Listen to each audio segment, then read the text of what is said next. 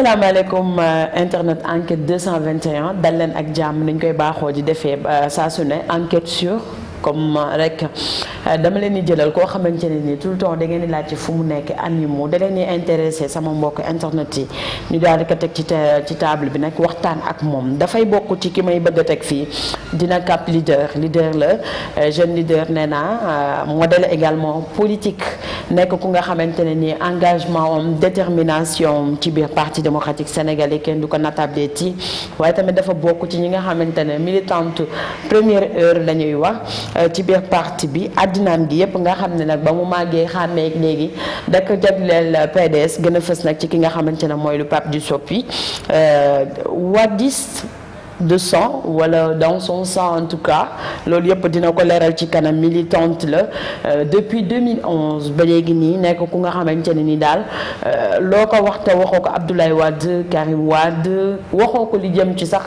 permanence PDS est-ce que du fi fanaan sax du la sax déglu Nafissatou Diallo la moom mooy ki nga xamante ne nii mooy secrétaire national chargé des réseaux sociaux ou communication ou PDS en même temps secrétaire également général parti bi di PDS ki nga xam ne sax mooy paa bi aussi tamit moom mooy yor ay yëfam dem ñëw Nafi ñu ngi lay nuyu. maa ngi lay fay maa ngi lay nuyu bu baax di kontaan di la dalal fii ci permanence parti démocratique sénégalais di saluer seen professionnalisme parce que je vous suis depuis vos débuts machallah vous avez pu en tout cas oser partir de rien et ramener votre site à un niveau et vraiment félicitations te ngay jigéen ma gën a kontaan ci sa professionnalisme.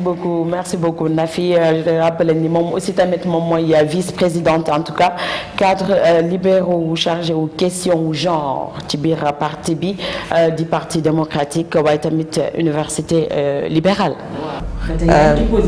waaw parce que normalement ñu ngi ci position bi parce que normalement dañu changer on a changé le président et le secrétaire général donc le bureau est toujours là donc bureau bi dañoo ma defoon vice-président enfin là les cadres vice-présidente chargée des questions de démocratie de genre et de l'université libérale donc léegi nag voilà je pense que il est temps nag comme dañuy dem ci beesal xam naa dinañ beesal lu bëri mais sama ay moroomu cadre ñoo ma ko defoon je pense en 2015 bi ñu yeesalaat cellule des cadres. Très intéressant en tout cas waxtaan bi dina gën a neex ndax comme ni may wax rek va-t-en guerre wala du ma wax va-t-en guerre. non va-t-en guerre mais gëm naa ni principe gëm naa ni également damay wax toujours ni Ablaye Wade dama ko miin dama ko toppandoo ci yenn yi ba nga xamante ni du ma ragal loo xamante ni bu dee dëgg la suñ ma ciy rey sax nañ ma ci rey mais pas va-t-en guerre parce que. Je suis pas quelqu'un boo xam ne bëgg naa situation conflictuelle mais bu ne taxawee du ma ko daw. da ngay dem ba jeex waaw parce que genre moom boo koy oote moom da ngay dem ba jeexal. genre par exemple là j'ai beaucoup d'appels ndax mars bi. parce que théorie du genre man par exemple man je préfère théorie du genre appréciation nu ma koy déggee que définition du genre. parce que gëw ma ko. je sais pas yow ban genre nga yor.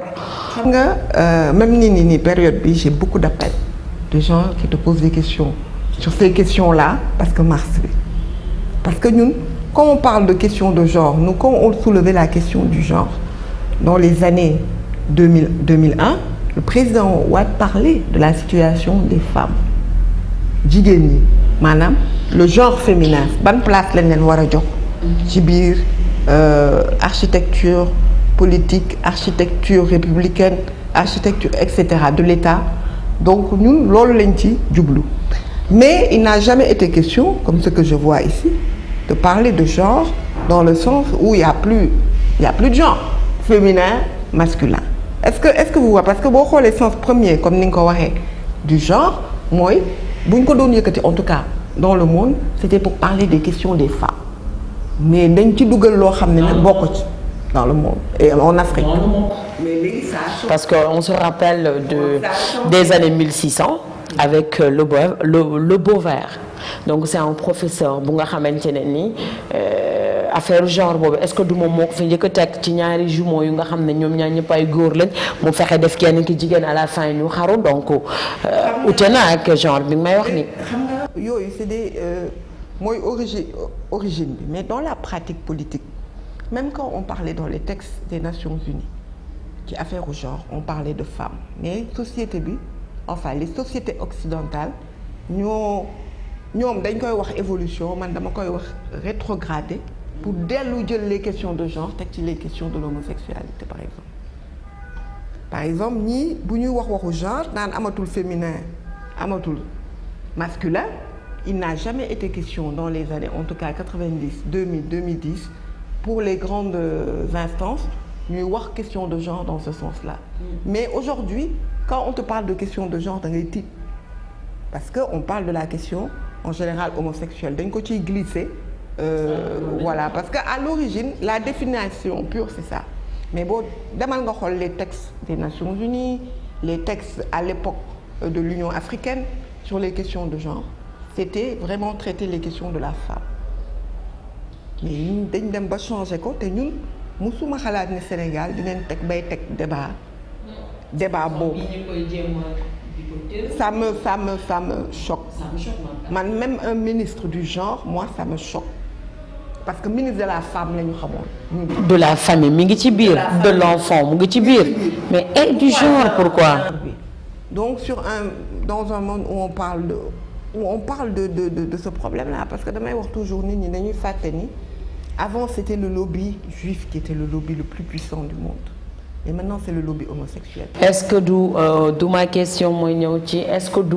loolu moom moo tax genre boobu ñuy jéem a véhiculer ak ku nekk ni nga koy jéem a définir ba ñu am fi benn IFAN ñu gis sunu tata mu ngi ci di liggéey boo xamante ne am na solo ou pas en tout cas ça l'engage di madame Sow Sara madame Sow donc est-ce que du loolu moom moo tax tey ku fàttee fële rek ci président koo mën a doon ñëw ba ñu gis ni ONU tegal ñu pression wu Sénégal ci question wu en tout cas homosexualité bi récemment barki démb Thiès gis nañu ni benn góor taximan la ñu fekk ko bett ko carrément mu nekk ci ay ébaawam carrément daf fi bëri te dañu bëgg dugg fii porte de sortie parce qu'il me souvient que Ramayad lu tax ñu tubaab yi xeex Ablaye Wade bokk na ci Ramayad dafa ñëw wax ko insister waat ne ko foog nga jàllale parce que Sénégal bu nangoo rek day yomb ñu dugg Afrique Ablaye Wade ne ko jugal boo demee nga wax sa président tant que je serai président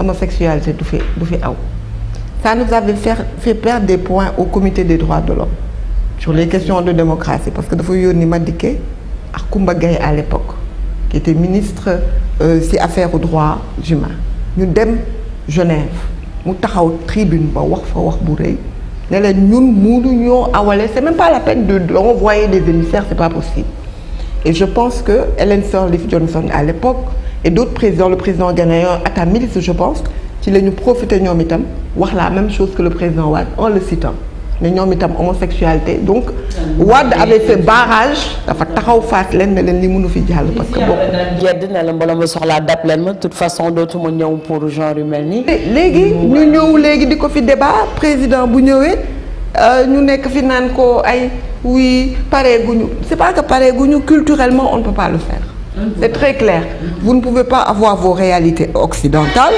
et aujourd'hui refuser nos réalités c'est pas possible mënul leen refuser suñu ay réalité loolu mënul nekk ñoom dañuy taxaw ne am polygamie baaxul pourquoi est-ce que aujourd'hui ñu mën a wax ni polygamie baaxul ñu mën leen ko nangu ñun ñu ne homosexualité ñun baaxul ñu bañ ñu ko nangu ne ñun ñooy les sauvages est-ce que vous comprenez ce que je veux dire donc bu ñu amul ful la ñun itam imposer suñu culture imposer suñu qui nous sommes ça waaw day doy waar et ce problème-là il faut le prendre à bras le corps parce que ni muy duggee ci société moi j'ai très peur damay toog toujours ma ne xale ku fi am doom sax mu rëcc dullil nga gërëm yàlla parce que ni muy duggee c'est ni ñu koy instaurer dans la société.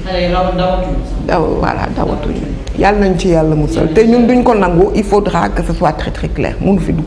exactement donc loolu kii la woon ci genre bi nga xamante ne dañoo gis ni franchement yaa ngi bokk na ci li ñu dressé woon léegi comme genre portrait pour xamante ak yow bu baax a baax ma préfère nag ñu dugg ci vif sujet bi balaa sax ñu ciy dugg moo bi benn vitesse rek ndax gis nañu ni récemment depuis le retour du pape Sopi Guinée bu nga xamante ne dem na fa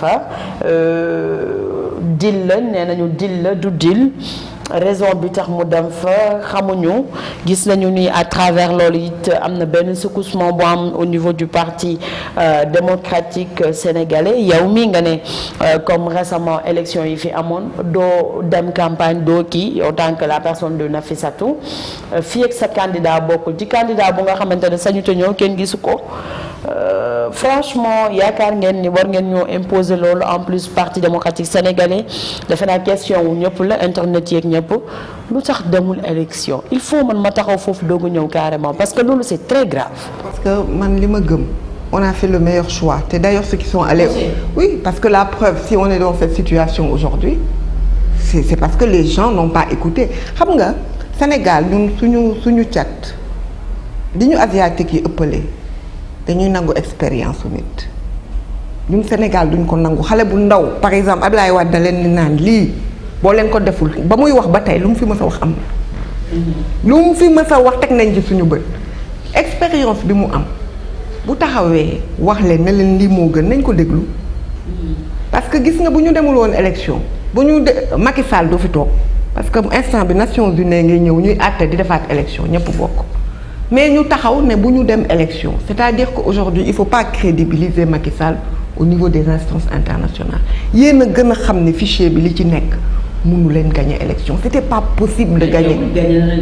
non c'était pas possible loolu la wax. c'est pas possible. 58 virgule.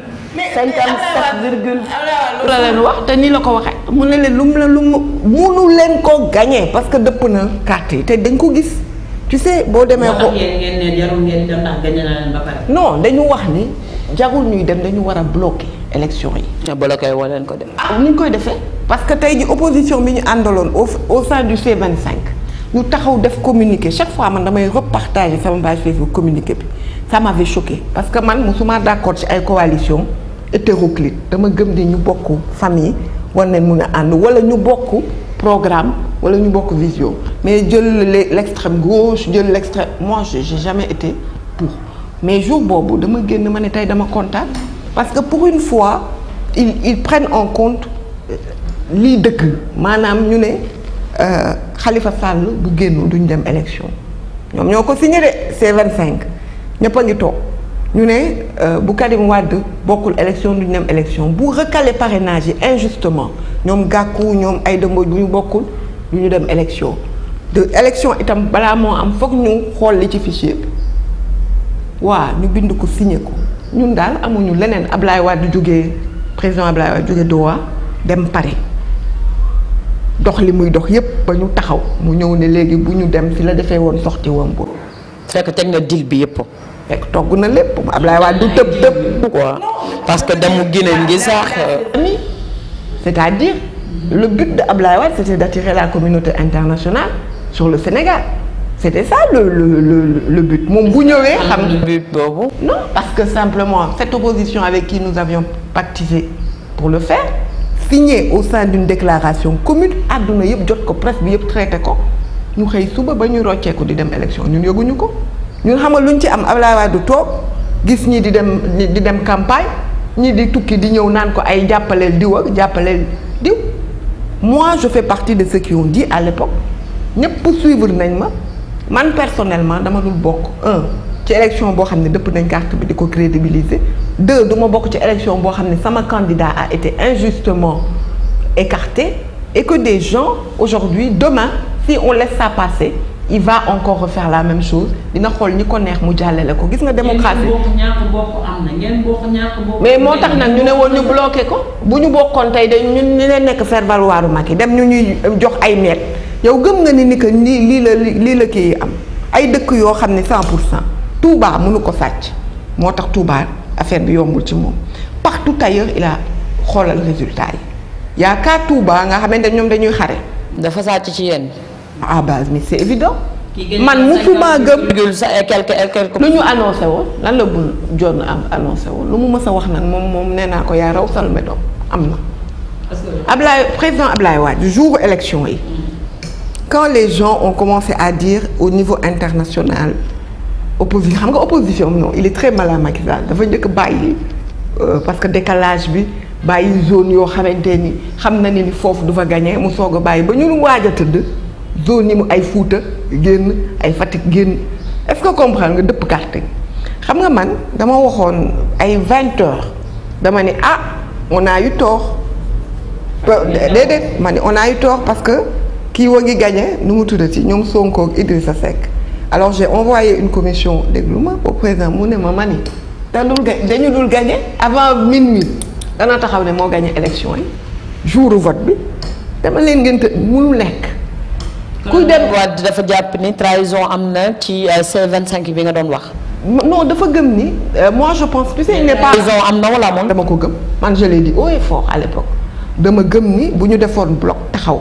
ñëpp opposition 25 candidats mais ban dëkk rek la 25 candidats di taxaw janoog benn candidat ne ko du fi amee xoolal te àdduna du ñëw àtte nañ waxante dëgg rek 25 candidats yëpp mànkoo ne ko fii élection du fi am tant que tooguñu wax ci lii tant que candidats yi bokk.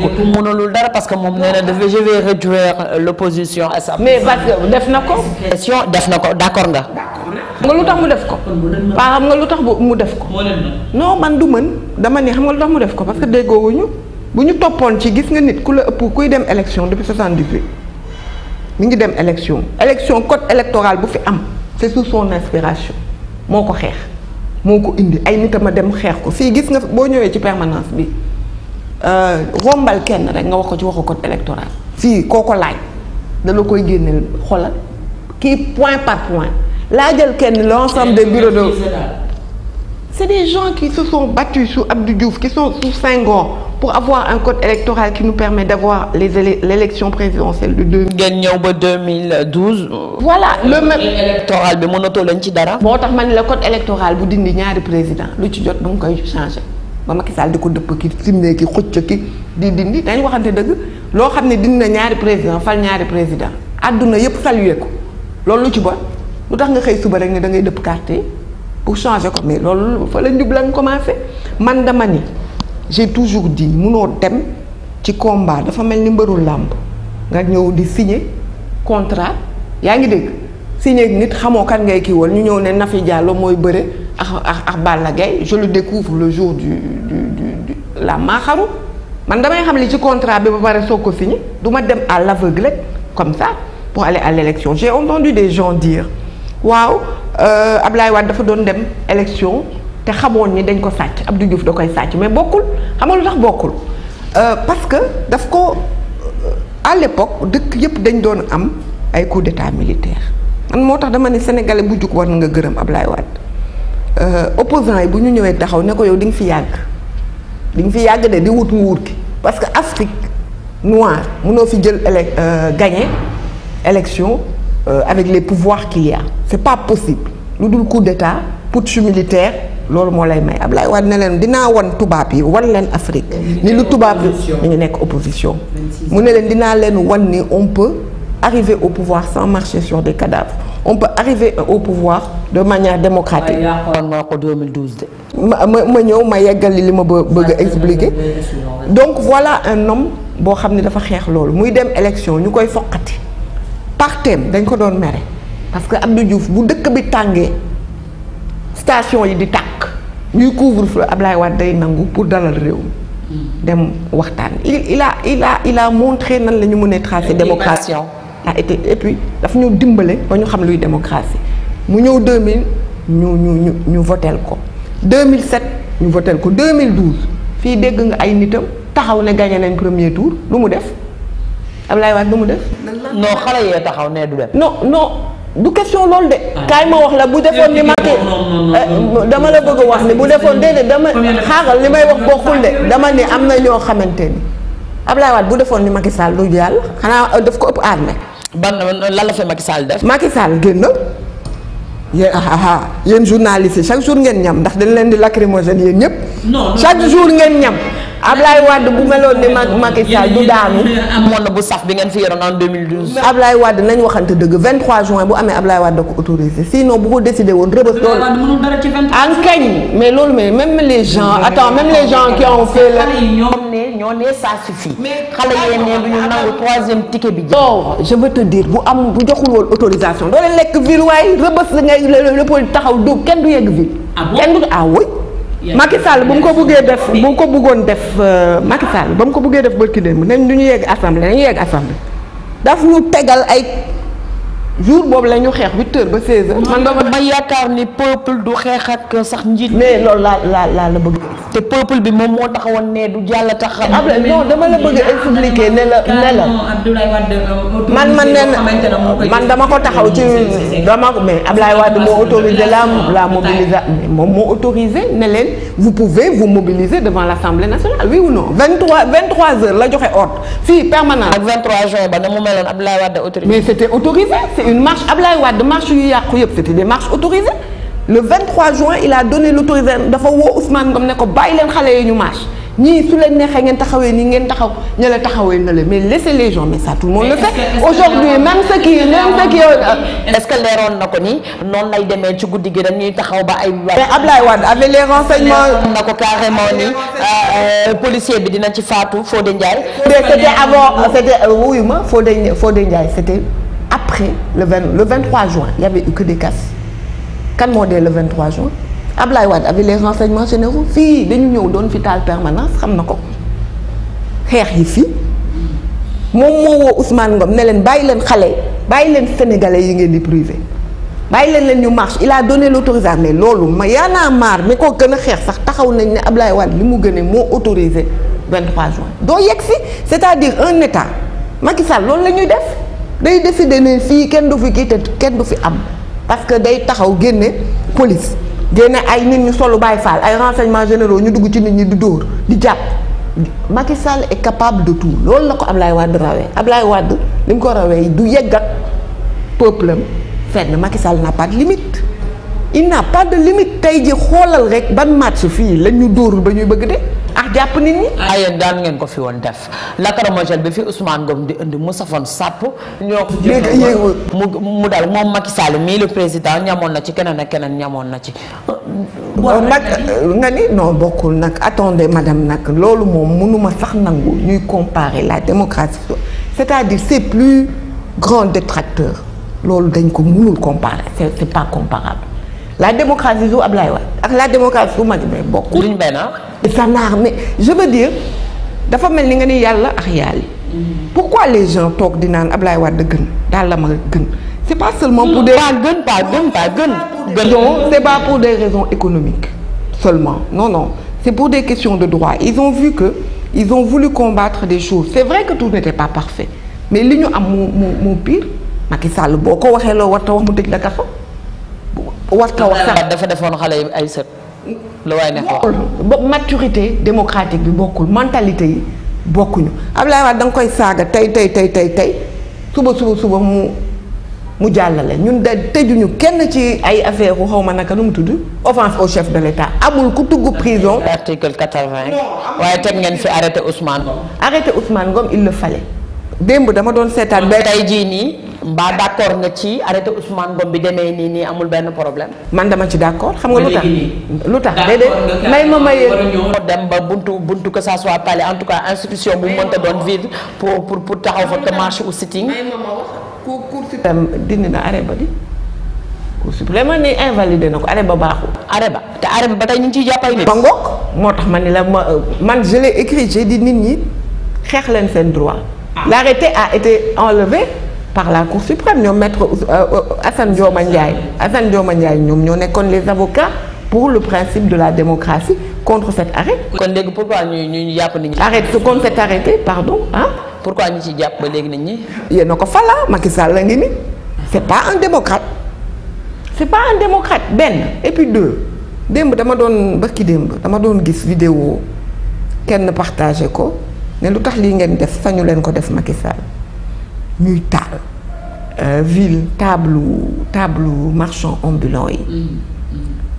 ma xool ma ne vraiment on a changé le xaw ma nu ma koy expliquer mais sama yaram dafa daw parce que Macky Sall ne peut pas accepter cela.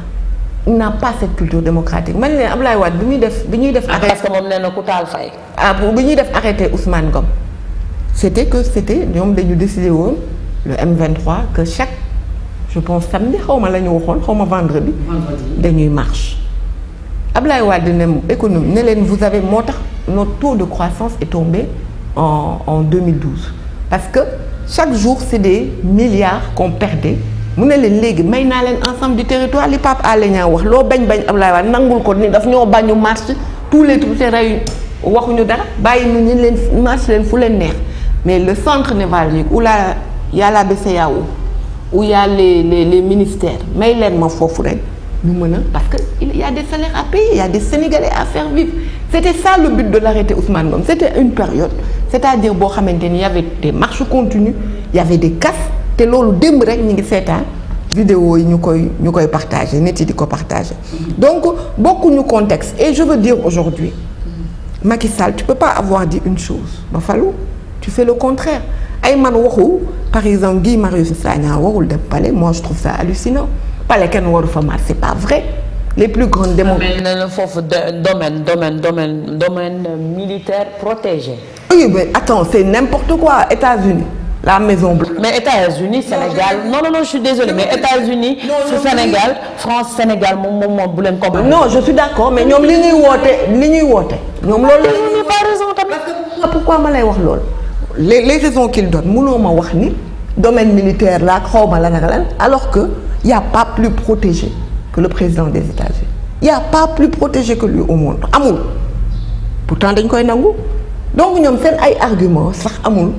je suis désolée tu peux pas interdire à quelqu'un aujourd'hui tëj ko moi je pense que on l'aurait arrêté ne ko bon acce garde libéré ko guddi j'aurais compris mais tey nit combien de mois 3 mois séparé ko ak famille pour lan il a marché devant les grilles du palais amul du yëfu nit da nga yaakaar ne justice bi dafa complice laxisme judiciaire et puis comme man j'en suis persuadée moi la CREI m'a suffi. manipulation. CREI m'a suffi man CREI rek laa xam ni du ñu dem laa ne Sénégalais yi à l'époque je le disais allez revoir mes vidéos yéen a ngi seetaan loo xam ne bu paree ci ñun parce que ñun mënaluñu dara mënuñu fay bu paree ci ñun 1 à 1 ku ko sonal dina taxaw à l'époque on rigolait les gens se moquaient de nous. donc Guy Marius Sagna sa personne dérange en quelque sorte. mais bien sûr parce que. activiste buy déranger. ah bah oui. un président de la République. ah ouais tout à fait. fan nga sukkandiku ba wax loolu. parce que les actes qu'il pose sont des actes courageux.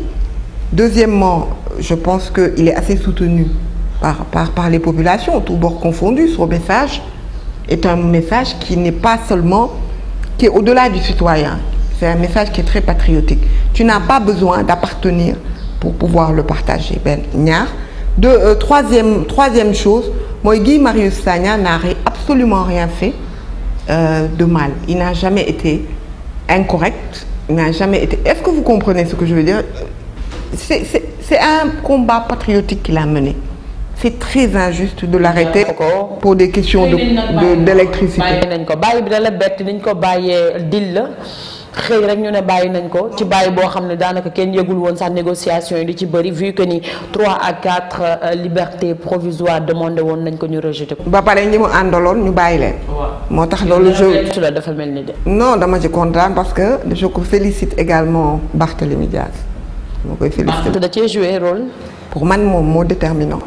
ban rôle nga yaakaar ni. parce que il a. waxu Vatican boobu. non et tu sais Sénégal nous avons je dis toujours d'ailleurs je le reprochais aux activistes man leen vous êtes en train de défendre des principes sacro-saints c'est vrai démocratie la République l'état de droit mais chaque pays a sa culture loolu day fondre ci culture dëkk bi ma ne ko Sénégal mënoo muusa ko waane ma ne ko Abdoulaye Wade sa force a toujours été ça il a tout de suite compris que nous avons des réalités socio-religieuses da nga koy comprendre damay wax gars yi wax état de droit kese génne ci les religieux wax temporel kese Sénégal du jàll dafa mel ni nga dem Nigéria waxoo religion wala waxoo yenn ethnie du jàll y a des réalités yoo xam ne dafa avant l'état mooy socle état dëkk bu nekk. Est-ce que vous comprenez ce que je veux dire?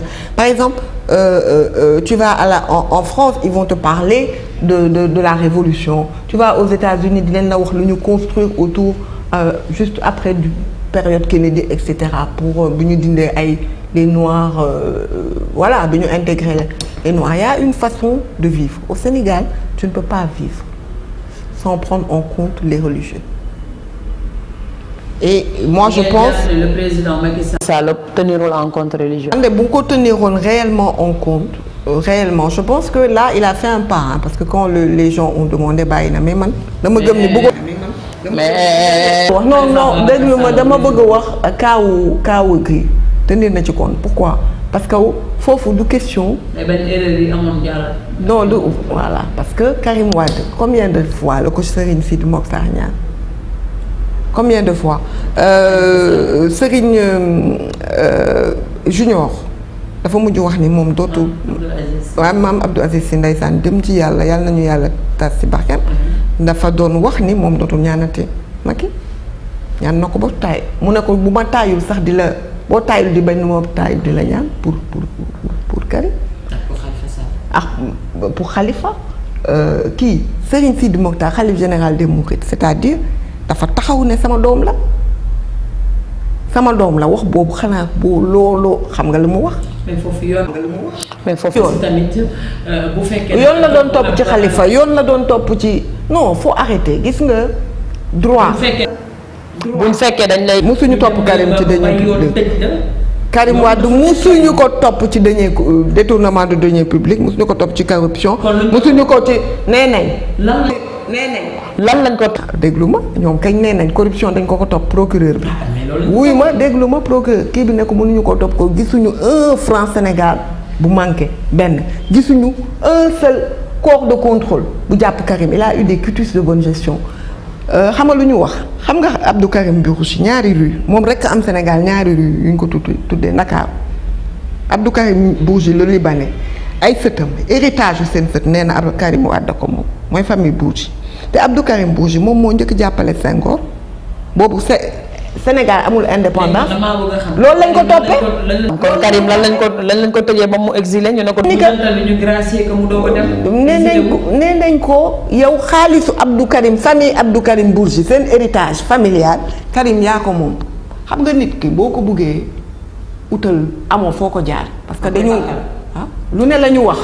lu ne la ñu wax yow ñoom bi ñu ñëwee pourquoi ba léegi mënuñu la wax génneel rapport wala dara wala taxaw ne la Karim Wade temps la détourné mais dañu dem ba ci cour bi ci boppam moom moo taxaw mu ni mënuñu ko topp pour détournement de deniers publics amaluñu 1 franc sénégalais mais il s'est enrichi illicitement maanaam dafa am train de vie boo xamante ni mënu ko permettre. Je voulais demander man de Karim Wade bu ñu waxee loolu dama choqué man de Karim Wade laa gis ministre mosuñu ko bokkul ci tuddu làmp bokkul ci ay Bercy ndax bañ ko invité Bercy daf leen taluma ko le président a des chantiers importants qu'on doit réaliser taluma dem Bercy Karim Wade laa gis mosoo ko gis muy pasare di may mosoo ko gis ci ay caaxaan mosoo ko gis mu ci ay boîte de nuit muy wër di taxawaat lan mooy train de vie ban la am boo xam ne keneen amu ko. fii tam am na fi ministre yoo xam ne. waaye même bu ñu newul ñu ngi leen di tuddee làmb ñuy dem xoolal di mobiliser ki di battre ñun battre wuñu. léegi moom kañ lay ñëw. pour ma mën a kii. ñun daal pour ma mën a kii waaw. kañ lay ñëw. mënuñu koo wax. xamaguñ ko parce que xamoo leen ko. non xamaguñ ko parce que. au moins foofu na fi foofu moom macha allah kontaan naa ci yow parce que dama bul argumenté rek. tey jii fi nga ma fekk réunion laa jógee ñu ngi pare pour dem ci renouvellement ma yëgal la ko. merci beaucoup. merci beaucoup parlons de renouvellement. classement des cartes. 96 ba léegi renouvelé woo leen seen yenn instance ci kaw. même base carte ngeen fi nekk naan dañuy jaay et tout affaire yooyu 1986 ba léegi et pourtant jël ngeen ci réew ci kaw tey xëccu di war a ni yeneen parti bu normal yenn parti boo xam ne ci incontournable et tout. parce que 96 ba fi ñu toll. est-ce que xam nga ne renouvellement 96 moo ñu permettre ñu jël 2000 moo ñu permettre ñu njëkk jël des localités parce que dañu renouveler nangu ay localités yoo xam ne amuñu ko woon et c'était évident que 2000 on gagnerait. Et c'était évident également et c'est évident moo tax. parti bi non xam nga lu ma gën a metti moi je pense que le respect commence par respecter ceux qui sont là qui n'ont pas répondu à l'appel de l'argent à l'appel du pouvoir ça il faut le saluer. ñi dem dañoo muy julloo. la plupart entre nous ils sont où? kan ils sont tous tey jii wax ma kenn rek koo gisul ci Macky Sall wax ma ci ku jóge PDS kenn Ablaye Wade avait 38 ministres xam nga ku fi des Bara Gaye xam nga Khadim Gueye nga xam ne moom mooy président conseil régional Diourbel ak Karim Wade tous partis. Aïda Mbodj n'est pas chez n'est plus au PDS elle n'est plus au PDS. nekkatul PDS nee na am na partem ànd Alliance nationale pour la démocratie mais nekkatul PDS ñu nekkoon PDS 38 Oumar Sarr moom yéen a ko dàq ndax daa dem fu nga xamante ne nii dialogue la te yaakaar naa ni dialogue moom ñëpp ne yéen daal da ngeen nekk ci parti bi non parti bi yéen déjà da ngeen ko def donn maître Abdoulaye Wade Karim Meïssa Wade xëy na ñu xaar. bu fekkee ni ka mérité na ko wala def liggéey na ci ma bëgg a wax ni ka Oumar Sarr dàquñu ko moo auto exclure boppam. ah bon waaw parce que texte yi dafa leer dàquñu ko dañu def constater son auto exclusion xam nga ñun suñu texte moo ñu permettre parce que dañ ko def. Oumar Sarr yéen dàqoo leen ko maître Abdoulaye Wade waxul ne. déedéet dañu def déglu ma dañu def un communiqué bu constater l'auto exclusion de Oumar Sarr auto exclusion mooy yan waaw mooy dañuy viser auto exclusion dañuy viser ay articles statut et règlement parti bi pour wax ni lii boo ko defee loolu les règles la boo ko defee maanaam tu t'exclus systématiquement. comme nga ne dem dialogue national. tey ji bu ma demoon waaw. moo dàqulu boppam ci dem dialogue bu nga xamante ne dañuy waxtaane nan la réew Sénégal nekk ngeen ne moo dàqulu boppam. parce que tu sais pourquoi suñu texte ñun moo ñu ni secrétaire général national est le seul qui peut engager le parti bu la àdduna xam nga les numéro 2 nekk numéro 2 parti bu mel ni PDS c'est fort parce que da ngay dem ba militant yeeg kii da ngay dem ba ci. am nañu ko ci sax nag 6 xëy na loolu. non mais tu ne peux pas aujourd'hui Ablaye Wade wax la bul dem nga ni damay dem man j'ai toujours dit Oumar Sarr son erreur principale. non a été que Ablaye Wade nee na ko bul dem gis nga ne dama ko koy wax toujours bu demoon ba toog ca dialogue ba dialogue Macky Sall dialogue bi ubbi Ablaye Wade ne ko carte téléphone ne ko génnal dialogue bi daf ko wax a toog parce que Oumar Sarr Ablaye Wade da ko nommé secrétaire général national adjoint la adjoint mooy da ngay exécuter wala da ngay tu peux faire des propositions et cetera. léegi da nga yaakaar ni diir mu ngi waaj a am diggante Oumar Sarr ak le président. man loolu laa mës a gëm. lu ko jaral lan moo jaral Oumar Sarr xaru bi mu xaru lan moo jaral Oumar Sarr. Oumar Sarr dina nekk Oumar Sarr ñu mës kaa xamee. 96 non ba suñu joono yàlla tey moo tax ma ni la sacrifier boppam. lan la war a jaral Oumar Sarr mu wàcce Ablaye Wade yéege Macky Sall. ci diggu Sénégal waaw Ablaye Wade ne ko bul dem Macky ne ko ñëwal mu ne Macky laay topp. loolu moom mooy wàccee Abdoulaye Wade. waaw man de Ablaye Wade tey bu ne publiquement ne ma na fi jàllo bugguma la gis nga dem palais jomm naa man di dem palais di wuy ji Macky lu ma Macky woowoo ak lu ma menacé du ma dem. moo tax seen parti bi tas na ñëpp dem nañ. parti bi mi ngi dund ba tey. xam nga man depuis ma xàmmee. man depuis ma xàmmee. je me rappellerai les titres des journaux à l'époque xalaatuma dinaa politique. le PDS est fini le PDS est mort man depuis ma xàmmee on nous pronostique une chronique depuis 76. dafa teg tànkam PDS moom. 78 xam nga ñaata député la ñu amoon une vingtaine xam nga ñaataa ñu dese woon xaw ma 7 xaw lépp la ñu rocc yooyu gënoon métti temps Abdou Diouf ak ñoom Collin ak Senghor moo gënoon métti foofu. Jean Collin moom man nee naa président Ablaye Wade li muy mën baale yëpp xaw ma su Jean Collin du doon ndax dina ko baax. Jean Collin moom amoon na fi temps. depuis qu'on vit et bizarrement curieusement ñun depuis ñu daanu élection bu ñëw on engrange plus de 200 000 300 000 voix te nee nañ ñun xale yi karimiste yi amuñu parcours amuñu kii ñoo fi. mais kon comment la léegi parti bi deewatul mais mi ngi en comment mi ngi comment. même man d'accord ma mais même bu nekkoon comment. mi ngi dans le coin de. même bu nekkoon comment laaj ma lu koy fay di ñu jëm. mooy lan. dañu am piqûre kii bu yee nit dem defari suñu base yi préparer mobile liy jëli kii. kii mën a jaaxal mooy lan moo tax ñëwul à chaque fois ngeen di woote dina ñëw. maa ngi la koy expliquer sànq. ok expliquer nga moom. mais ba pare man dama bëgg taxaw ci dara lu ma gëm mooy Karim Wade man personnellement c'est ma. parce que moom mooy toog à distance di dàqulu nit ñi oh c'est pas non mais. attendez dégg nañ fi am leader yu bëri wax nañ ko moom moo toog bu leen ànd ci lii mënoo leen ko ma dàq leen et puis mu ootee joxe te li gën a garaaw mooy dàq WhatsApp kon yéen vous êtes virtuel noonu ba foofu. non xam nga maa ngi ree amoon lu tax may ree c'est tellement facile la brèche qu'on a créée d'évolution monarchique nit ñi ay xar lañ ba ñuy ñëw ñu ñuy imposer lu ñu bëggul nañu waxante dëgg. ah waxal rek Karim dàq fi ñenn ñi. c'est pas vrai. mosu fi dàq man de fàttaliku. kenn àndul mu dàq la. Senghor kii Farba Senghor. bi muy dem suñu kanam la man Farba xam na est-ce que xam nga ni Farba. Pape Samba Mboup est-ce que xam nga ñoom. xam nga Farba Senghor lu ko dem loo woon moom Oumar Sarr la ñu jotee. Oumar Sarr ak direction parti bi la ñu ni que ni ñuy doxalee ñoom d'accord ñu gëmuñu lii dañuy liggéeyal parti bi wax ba mu jotee ak Oumar Sarr di chaque jour mu génn attaqué Oumar Sarr ba mu demee wax Karim pour mu intervenir pour mu wax ak Oumar Sarr Karim da ko ni boo baaliwul Oumar bi ñu ko woowee commission de discipline mu ne Karim ne ko boo baali demal nga baalu Oumar Sarr. danaa Karim da ngeen ko tegoon en conférence mu oote téléphone moo wax ngeen dégg. Farba moo ko ne Farba moo dem ci télé yi wax ko ci guddi gi di mu ne dàq nañ ma Karim Wade dama foogoon ne dina ma jàppale maa ngi moom depuis mu nekk xale depuis ñu nekk xaw ma lan point E waaye mu naan ma dem baalu Oumar Sarr nga xam ne 96 la ñëw ci parti bi ne wax Karim dafa topp règle ne ko mënuma intervenir mënuma wax. règlement bi la topp daal selon yéen. moi je pense que non Karim lu mu topp mooy yëfu nit. xam nga kilifa bu ñëwee xoolal. ma am kilifa.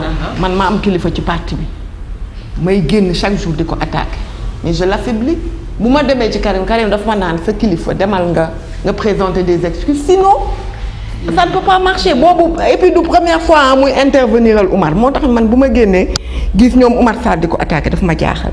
Il y a beaucoup combien de fois le président Wade a voulu changer le. parce que Oumar Sarr wax ma ni parti bi moom defe naa xam ngeen ni sax d'accord na ni Karim moom mooy buum. mais Oumar Sarr ñaata yoon lañ ko bëgg kii Karim moo intervenir. Karim mooy buum ci biir parti. man de d'accordu ma ko man d'accordu ma ko parce que xam nga lu tax man sama bopp à mon faible niveau moom il peut proposer dama man ko man d'accordu ma loolu c'est-à-dire Karim amul sax mentalité yii ju. bokkul sax ak kii ñi mentalité il a xam na démocratie est-ce que tu comprends ce que je veux dire c'est quelqu'un qui écoute beaucoup jël avis bi Karim am na fi ay décisions lu mu xalaat moom ne lii mooy opinion woon mais ñu convaincre ko ci leneen mu dëpp ne oui moi au début je pensais que c'était la meilleure solution mais je suis d'accord avec léegi en tant que politique ban lecture nga am ci article 27 bu nga xamante ne dañ ko wax a soppi tout le président Macky Sall selon yow day def 3e mandat waaw wala déet. day def kañ. bu ko deful rek man ma xàcc naa. bu leen toppaloo Barthélémy non man Barthélémy man mosuma ko topp je n'ai même pas écouté lu mu wax ci 3e mandat. léegi yow nga ne bu ko deful. man ba may wax ni Macky day 3e mandat ñu ngi dem élection 2019. man leen bu leen dem bloqué leen ko parce que bu paree dana jëlaat def. day 3e mandat.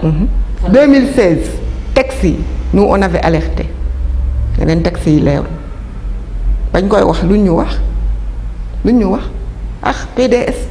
li leen metti teguñu leen xam nga seen waxu bas de truc yooyu quand tu proposes quelque chose pour débattre les gens sénégalais moo xaw a mel noonu duñ la déglu li ñu jàpp rek la ñuy jàpp on l'avait dit en 2016.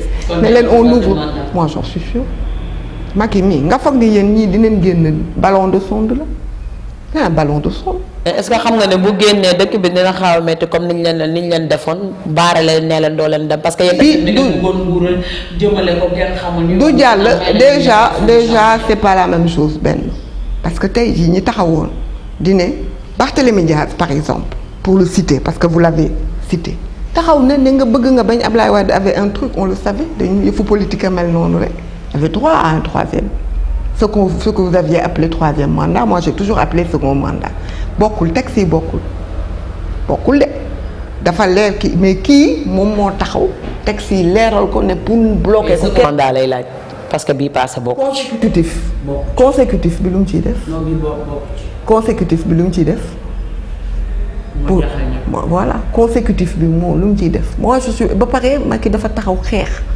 Ablaye Wade sur cette base là tu sais c'est pas pareil Ablaye Wade il s'est battu pour arriver au pouvoir sans victimisation sans xam nga daf état de droit xeexal kii ba yegg si Macky Sall na ay victime Macky Sall tout à fait mais il ne s'est pas créé les gens ne sont pas restés chez lui il n'a pas envoyé les gens sous leur lit pour aller les chercher hein. C'est parce que il y a eu des accidents que nous déplorons. kan la fi yónnee. kan la yónnee këram ñu cherché ji ko. Macky Sall bi opposition bi yëpp la jàpp xanaa kan la jàppam ba dem nag ca activiste yi. Ablaye Wade jàppoon na fi ndax jàpp na fi gis nañu ñu fi jàpp. Ablaye Wade gis nga loo ko bañ même buy jàpp nit jàpp na ay nitam Macky Sall de du jàpp nitam opposition rek lay jàpp. léegi li ma bëggoon wax rek Macky Sall waxoon na éviter tey jii ñëpp ànd 13 candidats foog na 12 yëpp ànd ak moom. ci base lu mu wax ay institutions y aura plus de troisième mandat possible wax ko ba falu di ut nu muy njuñ njaaje waroon na ko joom waroon na am combat de sa génération muy le combat instauré tey la limitation de mandat par exemple de bon puisque loolu la jaay ba am le support de l'ensemble des candidats contre le président Wade maanaam ñoom ñoo àndoon sopsotoo Ablaye Wade ci base loolu ay du ñu defati troisième mandat du ñu defati ki dañ koy limiter donc bu ñëwee tey je pense que le moindre respect bu mu war a amal population sénégalaise mooy loolu mu éviter ko. sama laaj bu mujj ndax xam nañu ni la femme Abdoulaye Wade amoon na lu mu ko jox. 2006 ñu ngi doon waaj parité 2010 28 mai yaakaar naa bu dee sama souvenir ci date bi baax na ñu daal di ko promulguer. boobu à l'époque il y avait Aïda Mbodj surtout en 2006 Assemblée nationale jigéen ñëpp def blanc. ren. man ni ma leen mere. mais je voulais ñun mobilisation moom suñu yëf la. c'est-à-dire ñun soxlawuñu ku ñu tàccu. PDS moom nga bëgg nga bañ de tout temps on a eu les meilleures élites. politique moom boo ko buggee mokkal ñëwal fii mais. mais ren étiquette génération étiquette li ñu wax. xam nga lu ma contre Assemblée nationale vous êtes d'accord que li fa am musu fi am même temps Abdou Diouf nga xam ne c'était terrible musu fi am est-ce que tu comprends ce que je veux dire te gis nga parité dafa am sens boo xamante ni les gens l'ont déconstruit un peu manque de communication. parce que parité boo xoolee dëkk yu bëri reprendre nañ ko c'était quoi Ablaye Wade fi mu ko njëkk a proposé Union africaine la ko femmes yi ñëw fekk femmes leaders yi ne ko jàppale ñu pour ñu am parité ci instance su décision yi donc loolu la jël rek porté ko au Sénégal. Ça a marché. Qui a par Assemblée nationale. Ça n'a pas marché parce que la pratique ñun dañ ko def. duggee am na problème. dañ fa def duggee ci réew mi applicabilité bi ça n'a pas été. bi am na problème. mais oui je suis d'accord avec toi c'est pas bon l'application parce que ñun pratiquement on l'a fait quelques années prochaine élection yi daf ñu fekk ñun nekkatuñu ci nguur mais c'était même assemblée quand ils votaient en 2012 il n'y avait pas de parité dans le bureau est-ce que tu comprends moi je suis pas d'accord qu'on prenne les femmes comme des objets yoo xamante ni parité bi ça marche quand ça les arrange quand c'est pour aller engranger de petites voix là où il y a les zones des femmes et quand il s'agit aujourd'hui de penser de réfléchir et même de nommer parce que Macky Sall li may wax dafa am combat aux générations Ablaye Wade dafa innover indi ay combat yoo xam ne dafa yàgg nit ñi di ko xeex pour am ko moom bu ñëwee daf ko war a dëggal c'est-à-dire dafa war a mener combat de sa génération ñëw taxaw ne damay dooleel jigéen est-ce que comprendre nga benn damay jël xale yi Ablaye Wade ay xale bi muy njëkk nommé ñoom Aliou Sow ñi bi ñuy dem dans des instances internationales léegi nag Aliou Sow dafa ñëw ñu ne ko doo dugg mënuñu gëm ne ministre nga ndax xale. Est-ce que comme Macky avait ce genre de combat yoo xam ne day tirer la jeunesse vers le haut tirer les femmes vers le haut mais je constate que on dirait qu'il a Macky à 100 ans c'est-à-dire de mentalité. ça donc xam naa ñu jeexale last question bi ndax ñëw ba ñii te duñ ci waxtaan doon na problème Macky Sall récemment waxoon na ba ñuy doog a njëkk wax di coronavirus ne woon na carrément du jël suñuy doomu Sénégal yu nekk en Chine ils sont 13 jusqu'à présent. tey jii nii gis nañu ni ay tubaab ñuy ñëw mu ne dispositif yi bari na jël na yu am solo AIBD mais liñ ci jaaxal mooy AIBD la ñuy jàll ba ku nekk yegg ba sa kër après ci la ñuy doog a xam ne am nañ ko d'accord nga ni sécurité am na plan de riposte bi mu teg négligence ñu jeexalee foofu. moo koy wax jour bi mu waxee laa def live question bi nga posé laa ko posé ma ni ko Macky Sall si nga di doo jëli xale yi nga xamante ni 13 xale ñu ngi mais est-ce que gis nga image Wuhan ville bi mais comme une ville comme film horreur yi ngay seetaan c'est mort c'est-à-dire c'est horrible quoi ce qu'ils vivent nga ni doo leen jëli faute de moyens ak wax bu fekk bi ak wax bu ñàkk dafa metti ma ne ko mais soo ñu ñëwee fii aéroport Diass sénégalais dugg fi boobu j'ai même pas dit tubaab j'ai dit sénégalais dugg fi am le coronavirus noo koy def da nga koy rey tu es obligé de le soigner donc autant dès à présent prendre des mesures de quarantaine comme l'avait proposé le président Abdoulaye Wade daf ko ni ut leen zone de quarantaine nous avons les meilleurs professeurs et moi je me suis renseignée avec des professeurs qui sont asiatiques qui sont français et j'apprends que coronavirus mën nañ ko gën a xeex ci dëkku tàngaay yi donc dès à présent def leen zone de quarantaine ñu yóbbu fa ku feebar professeurs yi jàpp ci ñëpp jàpp ci pour ñu créer comme il faut aller chercher les enfants mi ngi nii jël ay doomu jàmbur sacrifier ay xale yoo xam ne jàngi dañu defoon pour ñëw jëriñ seen réew man jour bi question bii nga posé jour bi question boobu laa ko posé ne ko bu ñu duggee Sénégal nan ngay def da ngay bàyyi mu tas ko doon ñu jël ay dès à présent nos dispositions musuma gëm ni problème mu xaalis la parce que yow ay bu dee benn sénégalais à l'étranger waroon na la jaral nga tas H nu mu tudd. CTC. waaw conseil collectivité territoriale. war na la ko jaral. benn ki lan mooy dem jël avion médicalisé jëli say doom au même moment Mauritanie bu jëli jee ay doomam. Afrique du Sud Tunisie Algériens yi ñoo leen indaale Maroc ñëpp a jëli seen doom ñun ñu toog bàyyi suñu ay njaboot suñu. J'ai été choquée par cette sortie et peut-être que damay wax toujours léegi nag yàlla moo ñu won dañu bañoon jëli suñu ay doom dugal nañ ko fi tey par d'autres voies et moyens gis nga itam boo ñu la joxee réew boole ci gëm-gëm boole ci itam man dama gëm ne il faut avoir de la foi quelle que soit ta foi qu'elle soit chrétienne protestante truc mais boo amee loo ragal ak koo xam ni xam nga ni tiim nga la doo sacrifier comme ça doomu jàmbur munoo toog di seetaan 13 sénégalais ay xale nekk fa seen famille yi nekk fi seen yaay yi nekk fi nga taxaw di leen xool ñu lay xool man leen mënuma leen jëli moi ça m'a cassé ça m'a choqué c'est-à-dire dafa tax ma raxasu complètement ci waaw ça m'a choqué humainement c'est pas possible gis nga nit toujours rek dawalal surtout buñ la jiitee jiit dafa war a am yërmande dafa war a mun a comprendre nit mais wax yu mënoon na sax noppi est-ce que vous comprenez ce que je veux dire mais le sortir comme ça et choquer des familles loolu man sama moo tax tey jii nag bettuma yàlla mais génn na nag 1,450 milliard te nuyootul ndax coronavirus gis comme ça m'a choqué par exemple ça m'a choqué ñaar ci ay ministre de l'agriculture et l'élevage nee nañ duñu dugg effectivement duñu dugg taane coronavirus nu ma joxe dafa jàpp ne question dafa sensible non il y a des questions sérieuses yoo xamante ne doo ci gaf non pour man ki jël méthode yu toll nii ban méthode la ki jël plan de riposte bu rëy bi 1,450 milliard Abdoulaye Diouf Sarr ñu gis lu mu def Fann Dantec principal c'était woo sa ginnaaw Roi Baudouin loolu yëpp ay zone d'isolement nga ne ma da ko jàpp lu.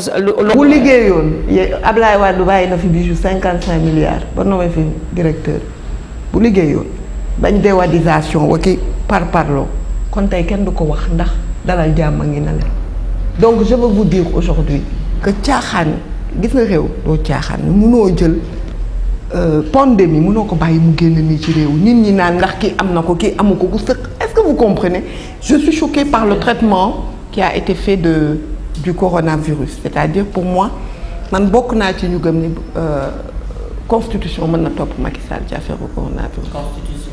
waaw haute trahison.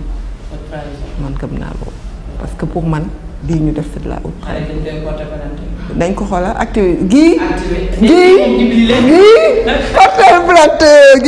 portel ma plainte Macky Sall ah ñun PDF ak gii di leen porter plainte te yéen doo leen porter seen bopp la lu tax moom combat dit yaa ma ne gëm nga ne man la xale yi dañ koy porter la moo tax activité yi xeex bi ñuy xeex kenn ku nekk du ko xeex. non dama bëgg wax ni activité li nga ko tudd donc c'est un coucou que je lui fais en même temps en sachant que s'il trouve une brèche moom faalewul kaso de.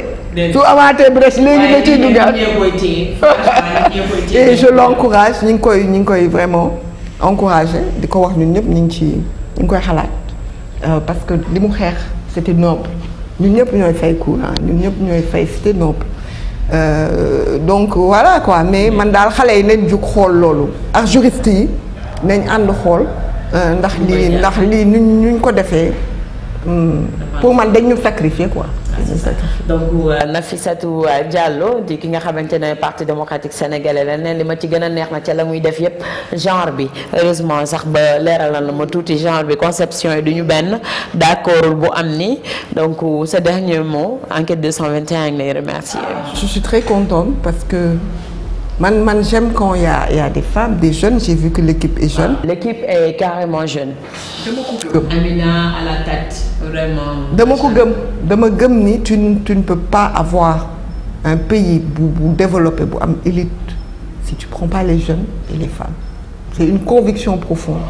Et le professionnel, ça a été tellement un plaisir de discuter que j'ai pas senti l'heure passer, honnêtement. C'était le professionnalisme, j'ai beaucoup apprécié de toute l'équipe ton professionnalisme.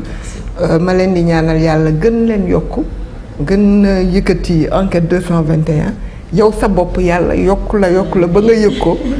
J'ai beaucoup aimé, je me suis sentie à l'aise et c'est rare parce que moi je suis très méfiante en général avec les journalistes. Je me dis ils vont te faire sortir un mot qui t'échappe wala dara et l'utiliser demain parce que expérience da lay may loolu tu peux dire quelque chose de très ñu jël que loolu kii ko alors que là je me suis sentie à l'aise pour parler comme si j'étais chez moi et ça c'est à ton avantage et vraiment je le dis haut et fort c'est très rare aujourd'hui de voir ça au Sénégal ce niveau de professionnalisme, mettre à l'aise les gens, discuter et poser nga ma yu saf de mais je me suis pas sentie offensée. Sérieux? Ouais, mais saf na sàpp moom sa question est saf na de xaw ma en tout cas merci beaucoup, merci à toute l'équipe. Yàlla na leen yàlla defal jàmm yàlla na leen yàlla yëkkati. Yàlla na yàlla rek dimbale jàppale ñun ñëpp. Macky Sall jóge feek jàmm mooy sama ñaan man bi ma gën a bëgg. Karim Wade toog 2024 Ablaye Wade fekkee ko.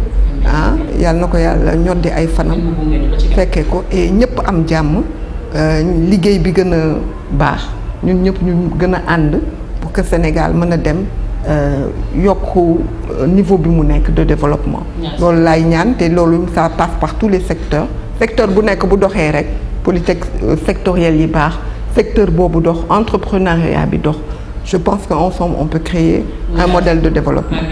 Merci beaucoup tamit Nafi ci disponibilité bi aussi tamit ak humble bi surtout ak modestie bi nga xamante ne parce que nit aussi tamit nu mu mënta demee na oyof rek et vraiment gis nañ ko donc merci à vous aussi ci li nga xamante ne mooy témoignage bi ñun dañ koy jàppee rek daanaka li nga xam ne moom mooy ab soññu ngir ñu gën a yokkaat donc duñ ko jël sax compliment franchement dañ koy jël vraiment loo xam ne dañoo war a dolliwaat. Aux gens de venir et de soutenir cette équipe. Je le demande sincèrement. Et que des jeunes, professionnalisme, honnêtement. merci beaucoup y a que des jeunes ñoom ñoo ci topp aussi à la tête y a Aminata Paye donc moom moo ñu jiite moom tamit nekk jeune bu nga xamante ne elle est dynamique rigoureuse tellement donc pragmatique aussi machallah elle aussi à mort à toute l'équipe de Enquête 221 maa ngi jàkkaarloog Mohamed jaajëfal ko bu baax a baax Roger Mendy également ci beneen côté bi ak ki nga xamante ne nii moom mooy Nafi Nafi la de donc Nafi suñu stagiaire bi donc maa ngi remercier ñëpp ñi nga xamante ne rek ñu ñuy suivre à travers Enquête 221 incha allah ba prochaine fois ak keneen ku ñu war a waxtaanal ci Enquête sur jaa ngeen jëf.